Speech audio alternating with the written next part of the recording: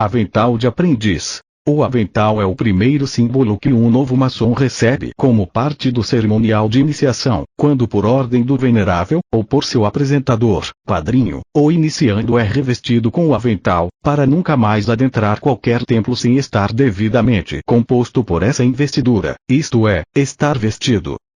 O avental, que pode ser chamado de vestido, dá direito ao recém-iniciado se assentar entre os demais integrantes, e de sempre que se apresentar em uma loja, deve revestir-se com ele, porque é o símbolo do trabalho, indicando que o maçom deve ter uma vida ativa e fugir da ociosidade, a mãe de todos os vícios, e por isso, deve sempre usá-lo e honrá-lo, pois o avental jamais os desonrará. Os aventais maçônicos são ornamentos necessários e simbólicos, que para chegar aos modelos atualmente em uso, passaram por muitas alterações ao longo do tempo, pois sempre foram peças de vestuário destinada ao trabalho, tendo sido herdada dos artesãos profissionais de longínquo passado. Inicialmente, foram cópias dos aventais usados pelas antigas corporações, que os usavam na investidura nos antigos mistérios, significando a operosidade, e fator marcante nas cerimônias iniciáticas dos druidas, essênios e outros. Os aventais diferenciavam-se assim nas diversas corporações. Os gauleses tinham especial respeito pelos aventais, chegando a utilizar esse símbolo de maneira simplificada em suas moedas. Ao ser aberto o sarcófago do faraó Tutankhamon, que reinou no Egito no século XIV AC, verificou-se que sua múmia estava revestida com um avental, com características próprias dos egípcios. Entre os essênios era o principal objeto entregue aos neófitos, obrigatoriamente na cor branca, sendo também um emblema astronômico, quando de formato semicircular simbolizando o hemisfério sul, e quando retangular representava a parte elíptica de onde vem a luz. Todos os sacerdotes das grandes religiões antigas usavam avental, e o próprio rei Salomão é mostrado usando essa peça, já na edificação de seu templo. Além dele, os obreiros daquele templo também usavam aventais, que eram confeccionados em couro, sendo grandes os dos aprendizes, que protegiam do peito aos joelhos, pois trabalhavam em desbastar pedras brutas e cortar madeiras, o que gerava muitas lascas, enquanto os dos companheiros eram médios, porque executavam o ajustamento das peças, e os dos mestres eram ainda menores, por orientarem o assentar e acabamento dos conjuntos. De acordo com a lenda maçônica, na construção de seu templo, Salomão teve a necessidade de criar distinções entre os mestres que trabalhavam no ornamento e confecção das peças destinadas aos cultos, e para esses criou diversas câmaras, dando a cada uma aventais com ornatos próprios, para diferenciá-los conforme a importância de seus trabalhos, sendo que tais aventais eram portados com muito orgulho por seus detentores. O mesmo orgulho deve ser sempre sentido por todos os maçons, que se consideram plenamente imbuídos como verdadeiros construtores do templo interior simbólico da humanidade. As guildas, associações formadas na Idade Média entre as corporações de operários da construção, artífices ou artistas, sendo portanto, corporações de ofício, isto é, de trabalhadores qualificados, tiveram forte influência na origem da maçonaria inglesa, e principalmente, no tocante ao emprego do avental como seu principal símbolo. No início, cada loja ou maçom confeccionava seu próprio avental, do modo e tamanho que mais lhe aprouvesse, decorados com figuras que o agradassem, pintadas, bordadas, ou ornadas com pedrarias. Como resultado ocorreram acirradas polêmicas e discórdias, chegando ao exagero de os aventais conterem motivos de pinturas usadas nas duas cidades, chamadas Tebas. Uma grega a 70 quilômetros de Atenas, e outra egípcia a 800 quilômetros do Cairo, onde os faraós residiam, e capital do país por cerca de 1500 anos, de 2050 a 661 AC.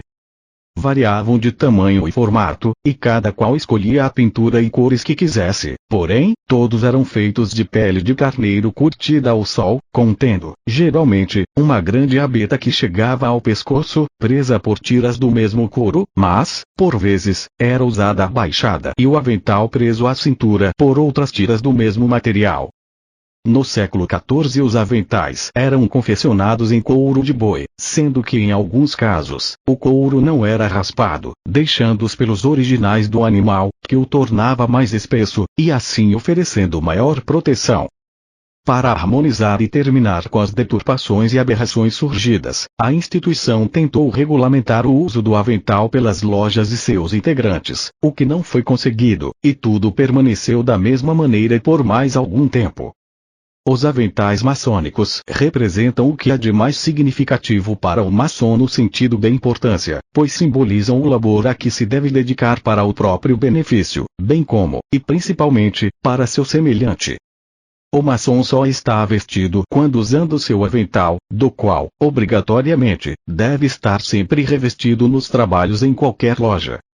O maçom obriga-se a não ser vaidoso, e conforme o cargo que ocupa, deve ostentar alfaias, joias, faixas e condecorações, mas essas exigências não livram de sempre ter de portar principalmente o avental, única alfaia que o torna vestido para quaisquer trabalhos. Sendo os aventais feitos de couro, lembram que está ligado aos órgãos humanos que deve proteger, pois o couro, desde há muito tempo, é tido como o protetor que abriga de acidentes, da intempérie e das más influências. Alguns autores maçônicos pretendem, esotericamente, que o avental de aprendiz, com a abeta levantada, deva proteger o plexo solar que corresponde ao chakra umbilical e está ligado ao epicástrio, que antigamente era considerado o centro dos sentimentos e emoções psíquicas, contra os quais o iniciado deve ser protegido se quiser conquistar a serenidade de espírito, que possibilita tornar-se um verdadeiro maçom. O avental do companheiro era menor, porque este busca a assimilação de maior espiritualidade, deixando estável a materialidade, enquanto o do mestre era menor ainda, pois almeja, com serenidade e consciência, a plena submissão às forças cósmicas do universo. Sobre este assunto outros escritores afirmam: o avental que reveste todo maçom é um emblema do corpo físico, com o qual os transforma em verdadeiros artistas, oferecendo um magistério ou domínio completo sobre o mundo. Se o corpo físico nada mais é do que o invólucro material visível do espírito, que tem obrigação de participar da construção do próprio templo interior, ou ainda, que a parte superior do corpo é a sede da potencialidade, haveria a necessidade da proteção do avental para alcançar a magnitude de sua serenidade. No entretanto, cobre simbolicamente a parte inferior do corpo, principalmente o ventre, que é a sede da afetividade e das paixões.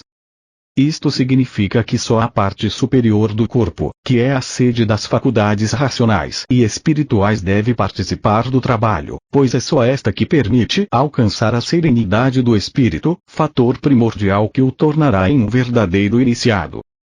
Na época, a maçonaria especulativa considerava ponto negativo que o avental protegesse os chakras, plexos e outros, que estavam habituados a considerar, mas que não davam muita credibilidade às suas funções e reflexos, chegando até a não mais usar os aventais e não os entregar aos iniciados em muitas lojas.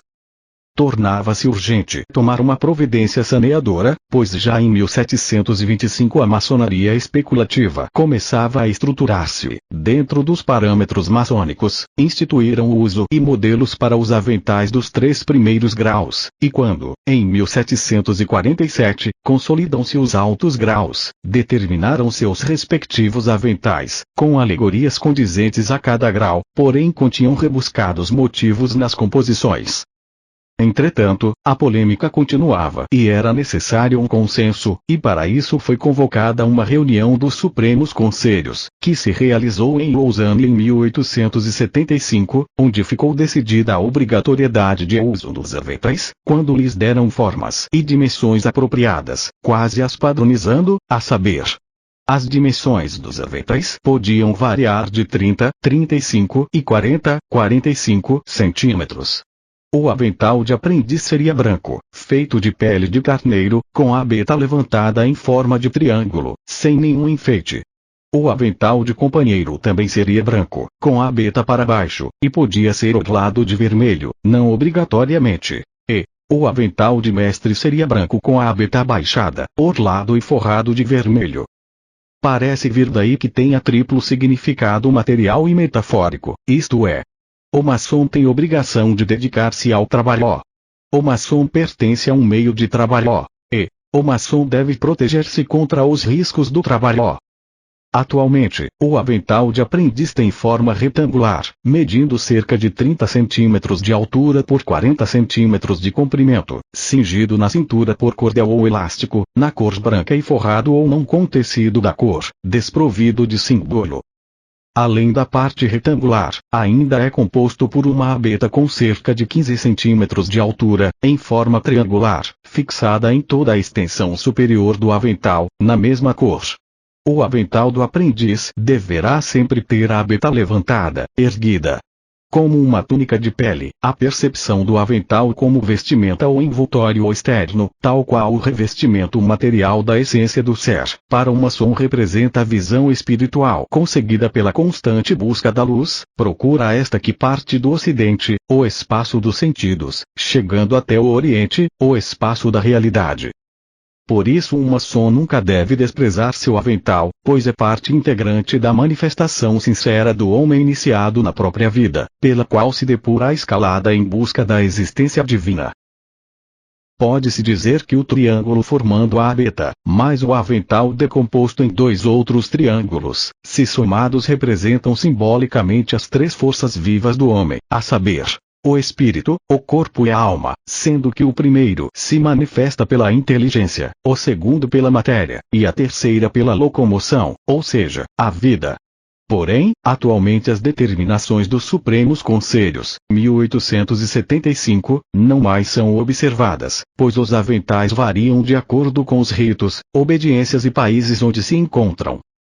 Tem-se notícias que o avental vem sendo dispensado em câmaras de altos graus de alguns poucos ritos, só ocorrendo quando o trabalho puramente maçônico não está sendo praticado, isto é, quando os integrantes trabalham apenas em assuntos administrativos, mas nos trabalhos ritualísticos o avental é sempre obrigatório.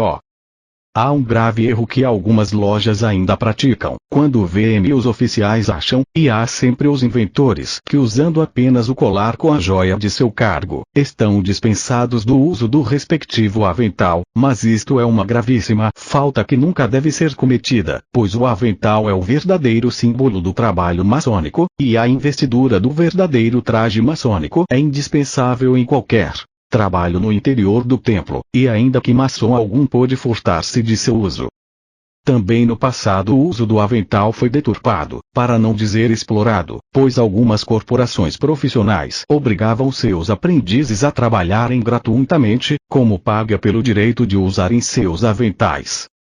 Finalmente, pode-se dizer que não é só o problema com os aventais que é difícil de ser solucionado na instituição, há também as demais alfaias que não estão padronizadas, e que dificilmente se tornarão homogêneas, porque haverá sempre aqueles que querem que suas opiniões prevaleçam, e muitos vaidosos que desejam exibir aventais mais vistosos.